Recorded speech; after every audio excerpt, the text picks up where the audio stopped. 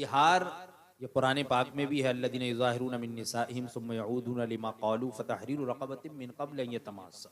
ये ज़िहार कहते हैं कि अपनी बीवी को अपनी महरमात में से, यानी महरम औरतों में से, जैसे माँ महरम है, बहन महरम है, तो इन औरतों से अपनी बीवी के किसी उज़्व को मुशाबहत दे, जैसे कि तेरी पीठ मेरी माँ के पीठ की तरह है, या ऐसे अज़्व को मुशाबहत दे जिस उज़्व का देखना हराम है।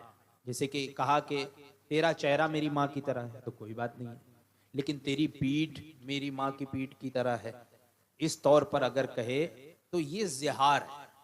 और ज़िहार से जो है वो अब लाजिम हो जाता है कि शौहर पर कि अब वो अपनी बीवी से कुर्बत नहीं कर सकता, यानी करीब नहीं जा सकता जब तक कि कफ़ारा ना अदा करे।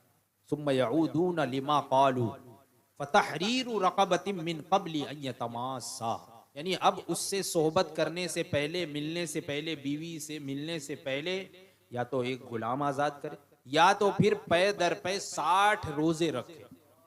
और अगर 60 रोजे नहीं रख सकता है, अगर इस्तिताअत नहीं है, तो फिर 60 मिस्कीनों को दोनों वक्त खाना खिलाए।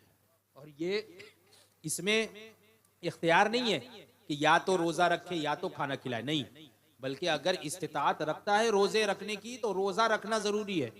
कफ़ारे में 60 रोजे रखना है पे दर पे।